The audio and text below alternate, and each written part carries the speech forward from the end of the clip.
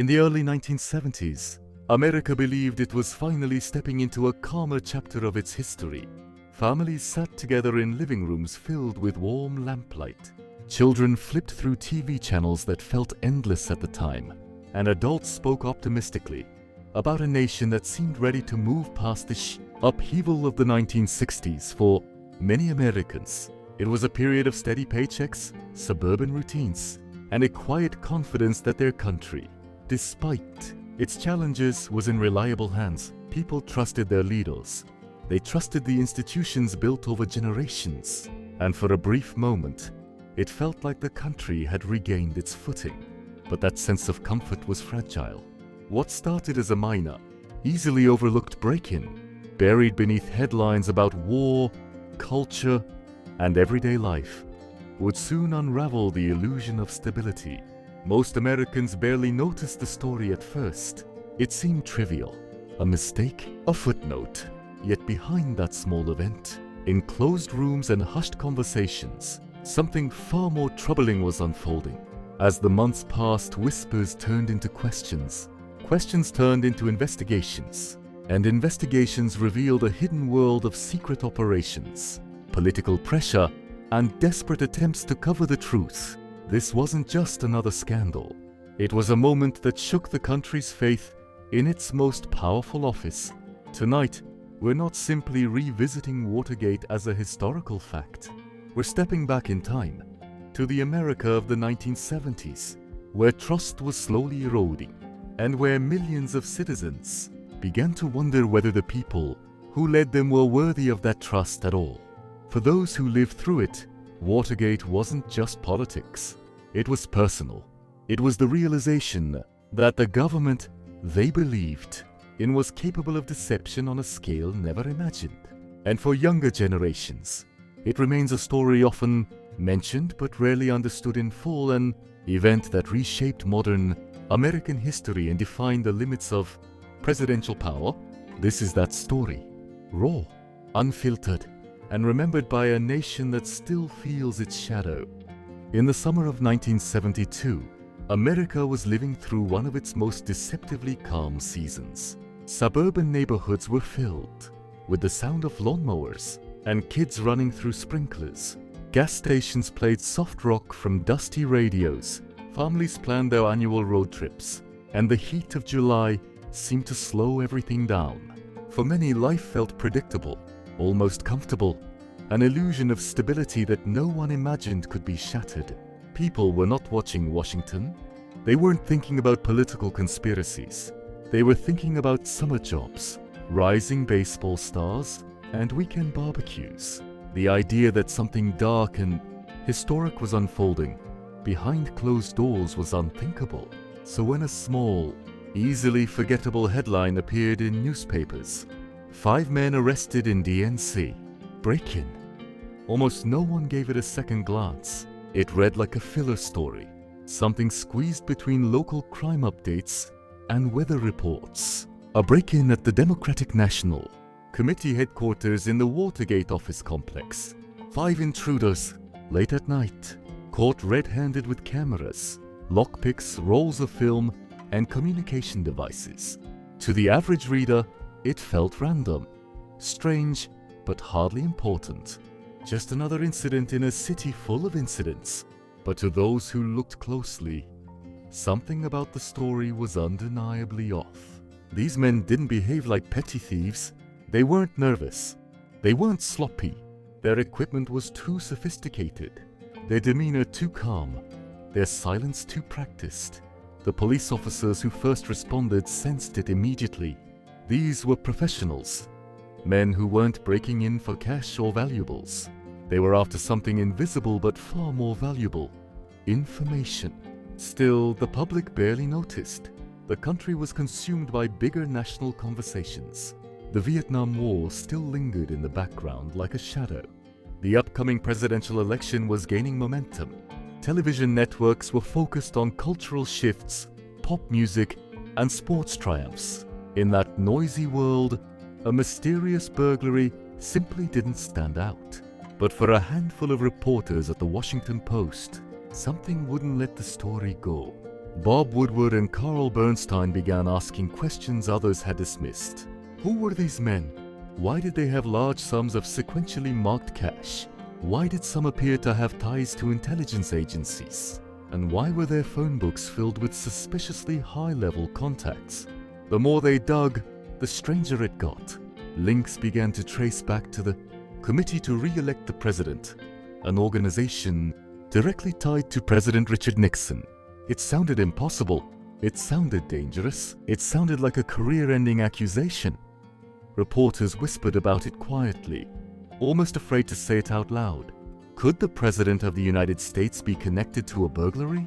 No one dared to claim it publicly yet. No one wanted to believe it. But the threads of truth were beginning to show. And once those threads were pulled, the entire fabric of American political life would begin to unravel, revealing a story far more shocking than anyone was prepared for. In the days and weeks following the Watergate break-in, Washington appeared calm on the surface, almost indifferent. Government buildings buzzed with their usual formality. Journalists filed into daily briefings, and ordinary citizens returned to their summer routines, barbecues, road trips, neighborhood conversations. To most people, the burglary at the Democratic National Committee headquarters seemed like an odd but trivial footnote in a city full of political distractions. But beneath that stillness, something was beginning to shift. Although the break-in barely made a ripple in the national news cycle, small inconsistencies began to surface, details that didn't sit comfortably with the official explanation. And while nearly every institution was content to move on, a few individuals weren't. Their instincts told them that this story wasn't done. It was only hiding. At first, the Nixon administration handled the situation with a confidence that bordered on dismissal. Statements were delivered with precision. Officials insisted the break-in was a minor, isolated crime committed by people with no meaningful ties to the president. They were calm, composed, almost rehearsed in their certainty. It seemed designed to make Americans lose interest as quickly as possible. And many did. But in the newsroom of the Washington Post, two young reporters, Bob Woodward and Carl Bernstein, felt the opposite. They couldn't shake the sense that something deeper lay beneath the simple narrative being offered to the public. They noticed how quickly the administration wanted the story to disappear, how determined officials were to present unity, how aggressively they downplayed the event despite the alarming details surrounding it. So the reporters did what reporters should do. They kept asking questions, and every question led somewhere unexpected. When they looked into the burglars' backgrounds, they discovered connections that should not have existed. Former CIA officers, anti-Castro operatives, individuals linked to intelligence work. Not petty criminals. They uncovered large amounts of untraceable cash, sophisticated equipment, and names in address books that pointed directly toward influential political figures. This was no ordinary crime. This was an operation. And once they realized that, they began to pull at the threads more forcefully. One by one, sources began to whisper things they were afraid to say too loudly. Some spoke in guarded tones. Others refused open meetings and preferred dimly lit parking, garages, or late-night phone calls. They described conversations that couldn't be documented, pressure that couldn't be traced, and fear that lived behind every word. Some sources hinted that senior officials were scrambling in the shadows. Others suggested there were orders, secret orders, that no one dared to question. Still others revealed the early outlines of a clandestine network tied to the president's re-election effort. Suddenly, the picture became far larger than a break-in. It became a map, with trails leading directly back to the White House. Meanwhile, inside government hallways, a quiet panic was spreading. People who once spoke freely now measured every sentence. Press aides coordinated stories. Advisors began warning each other about the growing danger. And every time the press published another article, the walls of the administration seemed to contract a little more. Across the country, subtle cracks began forming in public trust. Not explosive, not dramatic, but quiet, steady, growing. Americans started to wonder, why did officials seem disturbed by such a small crime? Why did the explanations keep changing? Why were high-ranking figures suddenly avoiding reporters? Why did the simplest questions trigger the most complicated responses? Doubt is contagious, and once it begins, it spreads faster than certainty. As summer turned to fall, the conversations in American households changed tone. Families debated the story over dinner. College students analyzed newspaper clippings. Office workers exchanged rumors at water coolers. The atmosphere became thick with a new question, one that had rarely been asked in modern American politics. If the government is telling the truth, why does it appear to be so afraid? Inside the White House, that growing question felt like a storm forming on the horizon. Strategists revised talking points. Lawyers scrambled. Staff members whispered while checking over their shoulders. The sense of control, the one thing every administration relies on, was slipping. And all of this momentum came from a story that most people initially ignored. A story that refused to die. A story kept alive by 2 reporters, a handful of brave insiders, and a newspaper unwilling to be intimidated. By the end of the year, one truth was undeniable. Watergate had evolved from a strange burglary into something far larger. It had become a test of institutional honesty, a challenge to the power structure itself, a slow but unstoppable confrontation between secrecy and accountability. And though the public didn't yet know the full scale of what was coming, the fuse had already been lit. The reckoning was inevitable, and the press, armed with persistence, instinct, and a growing chain of revelations, was about to expose the most dramatic political scandal in American history. In the early 1970s, America found itself standing at a crossroads, socially, politically, culturally, and even spiritually. The country was changing faster than anyone could fully understand. People felt it in the rhythm of their cities, in the silence of their towns, in the headlines that seemed to grow stranger by the week. It was as if the nation had stepped into a new era where uncertainty lived in the air, and mystery wandered freely through everyday life. The decade opened with a sense of unease lingering beneath the surface. The Vietnam War was still a shadow cast across living rooms. Political scandals simmered quietly. Technology was advancing faster than tradition could keep up with. And while the American dream still glowed brightly in advertisements and television shows, something darker stirred just outside the frame. Amid this shifting landscape, reports of bizarre occurrences began to surface. Starting far from the crowded East Coast or the booming Midwest, they began in the loneliest stretches of land, the wide, silent deserts of Nevada, Arizona, New Mexico, and Utah, places where the horizon felt endless. And the nights carried a strange stillness. Travelers driving down desolate highways at night spoke of lights that moved with unnatural precision. Lights that hovered low, darted sideways, then streaked upward and disappeared without a trace. Some described a warm vibration spreading through their vehicles just moments before the lights appeared. Others admitted they felt watched, as if the vast desert wasn't empty at all, but alive and observing. Local newspapers ran small articles buried deep inside the pages, framing these events as aircraft tests or optical illusions caused by desert heat. But the stories persisted, and they grew. Truck drivers, hardened men used to loneliness and long nights, began sharing eerily similar accounts over coffee in roadside diners. They claimed the lights followed them for miles, stopping when their trucks stopped, accelerating when they accelerated. Some reported their CB radios filling with a faint whispering static, like a distant voice trying to break through. Families traveling cross-country felt something just as strange.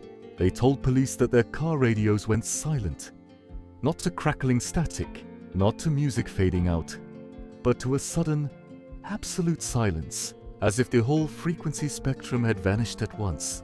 Moments later, a flash of white or blue light swept across the sky and disappeared behind the hills. But the strange lights were only the beginning.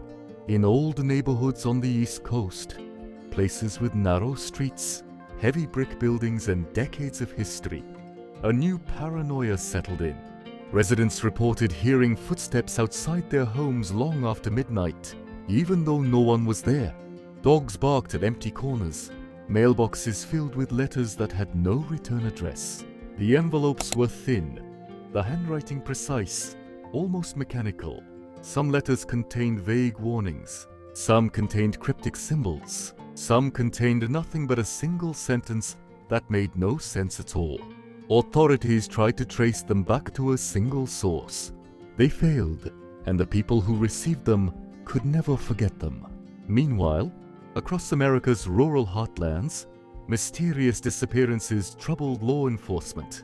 Experienced hikers vanished after, walking only a short distance from their campsites. Couples traveling historic highways, including the famous Route 66, were last seen at gas stations or motels, only for their cars to be found abandoned hours later. Headlights on, doors unlocked, radios humming as if someone had just stepped away. Each case was treated as isolated, tragic, and unconnected. But then investigators noticed a chilling detail. Many of the incidents occurred within the same 3-week window. Still, the strangest part wasn't the events themselves. It was the feeling that came with them. People from completely different parts of the country, who had never met and had nothing in common, described a similar sensation. A subtle pressure in the air, an unexplained shiver. A moment where they felt reality had thinned, just for a second, as if something unseen had brushed past them. It was a decade full of contradictions. To some, the 1970s were a time of newfound freedom, creativity and reinvention. To others, it was an era overwhelmed by fear, suspicion, and unexplained phenomena. But to many Americans, even those who tried to ignore the headlines, the rumors, the stories whispered at gas stations and late-night diners, one question slowly took shape in the back of their minds. Were all these events random, or part of something bigger? The question echoed across the country. And though no one had the answer, everyone sensed the same truth. Something in America had shifted, and the familiar world they once knew was slipping into a new, uncertain chapter, where the extraordinary no longer felt extraordinary at all, and the impossible began to seem unsettlingly close. As the decade moved deeper into the 1970s, America found itself facing a new and unsettling reality. The line between truth and deception was becoming harder to see. People who once trusted their institutions, their newspapers, even their own neighbors, now found themselves questioning everything they were told. Confidence, once the backbone of American identity, was cracking. It wasn't just politics. It wasn't just the lingering tension of the war or the economic uncertainty creeping through the country. It was the feeling that something was off, something unspoken that everyone felt, but no one could fully explain. And nowhere was this shift more visible than in the growing obsession with secrecy. Government buildings that once felt like symbols of stability now seemed ominous, their windows dark and unreadable. Journalists noticed officials avoiding questions they once answered with ease. Reports went missing, meetings were held behind closed doors, and rumors began to spread, quietly at first, then with increasing urgency. Americans gathered around their televisions, watching late-night news broadcasts with a mix of fascination and dread. Anchors spoke carefully, their voices steady, but their eyes carrying the weight of something deeper. Political scandals began trickling out, each one stranger and more troubling than the last. What had once been considered unimaginable now felt almost expected. But beyond the world of Washington, ordinary people were facing their own questions. Families sitting around their kitchen tables discussed strange events as if they were weather reports, unexplained helicopter sightings above quiet suburbs, people in small towns claiming unfamiliar. Individuals had visited their workplaces, asking peculiar questions. Briefcases left at bus stops never claimed, lights flickering in government labs late into the night. And then there was the tape incident. Across several states, residents began reporting cassette tapes appearing in their mailboxes. No return address, no explanation. The tapes contained only a few minutes of audio, distorted, faint, almost impossible to decipher. Some heard what sounded like coded messages. Others swore they heard mechanical humming, like a machine struggling to speak. A few claimed they heard footsteps, breathing, even distant voices whispering in a language they couldn't recognize. Local authorities advised people to ignore them, but the fear spread anyway. In an attempt to understand the growing madness, communities turned inward. Town meetings filled with anxious residents demanding answers. Parents kept their children indoors after dark. Neighbors who once borrowed sugar from each other now watched one another with silent suspicion. The country wasn't just changing, it was pulling inward, retreating from the world it once celebrated. Amid this rising paranoia, a new wave of whistleblowers emerged. People from inside government agencies, research facilities, even law enforcement. They hinted at hidden programs, deep investigations, and cover-ups that spanned years. Some spoke publicly, while others leaked documents anonymously. Many were dismissed as conspiracy theorists, but others? Their warnings struck a chord too deep to ignore. Journalistic organizations launched investigations, connecting incidents from across the country. Letters, disappearances, strange sightings, missing tapes, unexplained activity near federal buildings. What once seemed unrelated now formed a chilling mosaic. Something was unfolding beneath the surface, and the nation sensed it. Even Hollywood responded. Movies and TV shows began telling stories about corruption, secrecy, and invisible forces operating behind the scenes. Audiences packed theaters, not just for entertainment, but to feel seen, understood, validated in their unease. Fiction became a mirror for reality. Reality felt stranger than fiction, yet through it all, one feeling dominated the American consciousness. What else don't we know? It was a question whispered at dinner tables, typed on typewriters in smoky newsrooms, mumbled by night shift workers in grocery store break rooms, and contemplated by teenagers staring at their bedroom ceilings. It echoed across highways, through suburbs, across farms, and into the tall glass buildings of the cities. America was wide awake, but it was an uneasy awakening. The decade that began, with optimism and color, now felt like a long corridor filled with locked doors, each hiding something the nation wasn't sure it wanted to uncover. And as more secrets surfaced, a chilling realization spread. The truth might be far more complicated, far more tangled, and far more unsettling than anyone ever imagined. Something was coming into focus, slowly, uneasily, inevitably, and Americans, for the first time in a long time, wondered if they were prepared for what the next revelation would bring. By the mid-1970s, the sense of unease that had spread across America no longer lived in the shadows. It had taken center stage. The country had reached a point where every headline, every leaked memo, every whisper in a hallway seemed like another thread, unraveling from a fabric people once believed was unbreakable. The nation wasn't just questioning its leaders anymore. It was questioning itself. In cities across the country, people lined up at newsstands, grabbing newspapers as if each edition might finally reveal the truth they were searching for. Investigative journalists, working late into the night under the dim glow of desk lamps, began uncovering trails that connected the nation's most powerful institutions to secret operations, hidden funding, and unexplained activity stretching back years. The public watched in silence, breath held, wondering how deep the deception went. But while major scandals captured the nation's attention, something quieter and perhaps more disturbing was happening on an individual level. Ordinary citizens reported strange encounters that felt too deliberate to ignore. A businessman in Chicago claimed that two men in precise, identical suits appeared at his office, asked one cryptic question, and left without giving their names. A librarian in Oregon recalled a visitor requesting books that didn't exist in the catalog, then vanishing before she returned with an answer. A schoolteacher in Florida swore she saw the same unfamiliar man standing outside her classroom window 3 days in a row, only for him to disappear each time she approached. These incidents didn't make the front page. They rarely made the local paper, but they circulated quietly, cautiously, through conversations, phone calls, and handwritten notes passed between friends who didn't want to be dismissed as paranoid. Meanwhile, College campuses became hotbeds of curiosity and rebellion. Students pored over documents, records and transcripts, convinced the truth was buried beneath layers of bureaucracy and secrecy.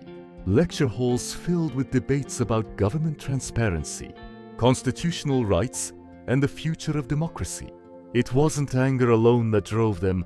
It was disappointment, the painful realization that the America they had been taught to believe in looked very different behind the curtain.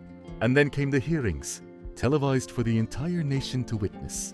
The hearings didn't just expose wrongdoing, they exposed fragility. Viewers watched powerful figures take the stand, their confident facades cracking under the weight of questions they couldn't answer.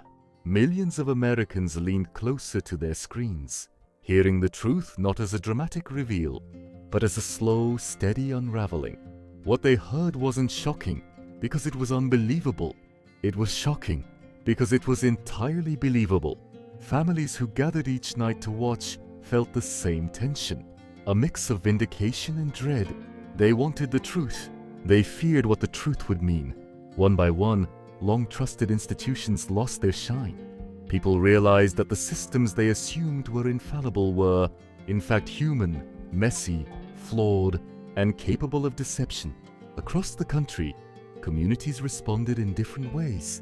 Some withdrew, retreating into nostalgia, turning to old photographs, family stories, and memories of simpler times. Others confronted the uncertainty head-on, determined to rebuild a stronger foundation from the rubble of broken trust. Activists organized, writers published bold essays, and everyday citizens demanded accountability from those in power. Still, the most haunting shift wasn't in the institutions. It was in the American psyche. For the first time, a large part of the population began to wonder if they could ever truly know what happened behind closed doors, if they could ever trust the answers given, if transparency was a promise or an illusion. It was a moment where hope and cynicism collided, where the desire for truth fought against the fear of what that truth might reveal. And as Americans grappled with this internal battle, a larger realization settled over the country. The scandal wasn't just about what had been done. It was about what had been hidden, what had been denied, what had been quietly accepted for far too long. America was still a nation of dreamers, innovators, and believers. But now it was also a nation aware of its own vulnerabilities, painfully aware that even the strongest foundations can crack, and even the tallest pillars can crumble.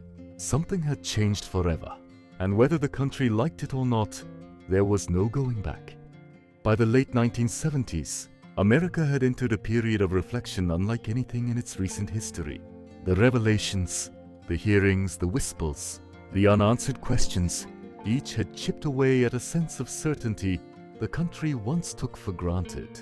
Now standing in the aftermath, the nation was forced to confront the landscape left behind, a landscape shaped not just by facts but by emotions, anger, disbelief, disappointment, and a cautious hope that things might still change. Communities everywhere tried to make sense of the decade's turmoil. Small-town diners buzzed with conversation as locals debated what the scandals meant for the future. In busy offices overlooking city skylines, professionals scanned newspapers during their lunch breaks, searching for meaning in the columns of text. Families at dinner tables exchanged quiet glances, aware that the world they lived in felt different than the one they grew up believing in. The country's mood had shifted from shock to introspection. People no longer asked, "What happened?" They began asking, "How did we let this happen?" Churches held discussions about morality and leadership. Universities launched full-year courses dedicated to deciphering the decade's political unraveling. High school civics teachers rewrote their lesson plans, determined to teach students not just the rules of democracy, but its fragility. Yet even as America tried to understand the past, new layers of mystery emerged. Archivists uncovering old records found files missing or altered. Journalists digging into forgotten events reported that entire periods of activity had been wiped clean from official logs.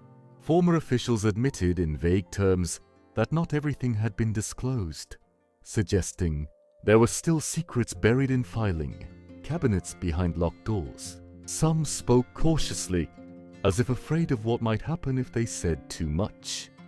This only fueled the public's sense of unfinished business, and while the political world worked to restore its reputation, ordinary people remained haunted by the decade stranger, more personal mysteries, the unmarked letters, the odd encounters, the tapes, the disappearances, the sightings no one could fully explain. Even after the investigations ended, many of these experiences were never addressed in any official report. They drifted like ghosts through America's collective memory, unresolved and quietly unsettling. In the midst of all this, a new movement began to take shape, a movement focused on transparency, accountability, and the reclamation of trust. Neighborhood groups formed citizen committees, activists pushed for open records laws, journalists developed new investigative techniques, vowing to never again allow truth to be hidden in plain sight. Slowly, Americans started rebuilding their belief in the system, not because it was perfect, but because they understood that its strength relied on ordinary people demanding honesty. This realization brought a new sense of empowerment, especially among younger generations. They saw the 1970s not just as a time of scandal, but as a lesson that democracy wasn't a finished product, but a living thing that required constant care.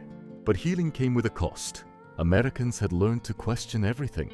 They had learned that even the most polished surfaces could hide fractures beneath. They had learned that power, unchecked, could drift into shadows. Still, in the midst of this difficult reckoning, there was a flicker of optimism. Late-night conversations carried hints of hope that the darkness of the decade might lead to something brighter. Families gathered around televisions with a cautious belief that new leaders could bring transparency. Young people imagined a better future as they drove old cars along quiet highways, the radio humming softly through warm summer nights. The scars of the 1970s were deep, but they weren't fatal. And from those scars, a new resolve emerged, a determination to build something stronger, more honest and more resilient than before. America was learning to stand again, slowly, deliberately, with clearer eyes and a sharper understanding of its own complexities. The decade had shaken the country to its core, but it had also awakened something powerful, a nation that finally understood the value of truth and the danger of ever letting it slip away again. By the closing years of the 1970s, the American landscape felt like a country, slowly waking up from a long, unsettling dream. The revelations of the decade had shaken institutions, disrupted lives and challenged beliefs. But beneath the chaos and controversy, something quieter and far more human was happening across the nation. People were beginning to rediscover what truly mattered to them. For many Americans, the search for truth had become personal. Families who once avoided discussing politics now found themselves having honest, difficult conversations. Mothers who remembered seeing the world through the optimistic lens of the 1950s watched their children grow up in an era defined by skepticism. Fathers who once trusted every headline now read the news with a deliberate eye, aware that transparency was not a guarantee, but a privilege earned through vigilance. Communities bonded over their shared uncertainty. Neighbors who scarcely exchanged greetings in the past now swapped stories about their experiences over fences, in grocery store aisles, and at community centers. The events of the decade had created an unexpected sense of unity, a recognition that ordinary people had more in common with each other than with the institutions that claimed to represent them. And as Americans tried to rebuild trust, the decade's unresolved mysteries continued to cast long shadows. Investigators reviewing old files encountered strange inconsistencies, names misspelled, dates altered, documents filed under incorrect departments. Some records hinted at events that no one could fully trace. Several individuals connected to earlier investigations refused interviews. Others vanished into quiet retirement, unreachable and unwilling to revisit the past. Even ordinary citizens felt those echoes, the strange tapes, the unmarked letters, the late-night knocks no one could explain. These memories lingered at the edge of conversations, acknowledged but never fully dissected. They became part of the country's folklore, whispered legacy of a decade when the line between coincidence and intention seemed impossibly blurred. Yet despite the uncertainty that lingered, there was a renewed sense of determination in the air. Artists and filmmakers began creating works that reflected the nation's search for clarity and redemption. Actors spoke openly about corruption and abuse of power. Musicians released songs layered with messages of resilience and defiance. Writers produced books that analyzed the decade's events with painstaking detail, offering interpretations that invited readers to think critically. Meanwhile, young people, those who had grown up watching hearings on television and listening to their parents whisper late-night frustrations, became the voices of a new generation. They carried with them a fresh belief that change was not impossible, but unavoidable. They studied political science, journalism, law, activism, not out of fear, but from a desire to build something better. The nation, once fractured by distrust, slowly began to stitch itself back together, not by forgetting what had happened, but by refusing to repeat it. Americans embraced a cautious balance, a revived hope grounded in hard-earned wisdom. They understood that institutions were only as strong as the people who held them accountable. They recognized that honesty wasn't an assumption, but a demand. And in the quiet moments, on porches, in classrooms, at office desks, they reflected on how close the country had come to losing its way. But the most profound change was internal. America had learned that transparency wasn't the end of the story. It was the beginning. The nation discovered a deeper, more mature understanding of itself. It understood its flaws, it recognized its strengths, and it began moving forward with a clearer vision of the responsibilities that came with democracy. The 1970s would forever remain a decade marked by scandal and suspicion, but it would also be remembered as the moment when the country realized something essential, that truth, once threatened, becomes more valuable than ever. That trust, once broken, can only be rebuilt through honesty, and that a nation, no matter how shaken, can rise again when its people choose not to look away. The healing had begun, quietly, carefully, but undeniably, and America stepped toward a new era, still uncertain, still cautious, but more aware than ever of the power of truth, and the cost of ignoring it. In the years that followed Watergate, America found itself standing at a crossroads, caught between the weight of its own disillusionment and the hope that something better could rise from the ashes. The scandal had shaken the nation, not just politically, but emotionally. It left behind a quiet, lingering question in living rooms and around dinner tables. Who can we trust now? Yet in that uncertainty, something remarkable happened. Ordinary citizens began paying closer attention. Journalists felt a renewed sense of duty. Young Americans, many who had grown up watching resignation unfold on their televisions, started believing that the truth was worth defending, that transparency mattered, that even the highest powers could be held accountable. Laws changed, oversight strengthened. The idea that no one, not even a president, was above the Constitution became more than a theory. It became a defining belief for a new generation. But beyond the political reforms, Watergate became a shared emotional memory. One of those moments that people who lived through it would recall with a sigh, a shake of the head, or a story about where they were when the nation watched Nixon wave goodbye on the South lawn.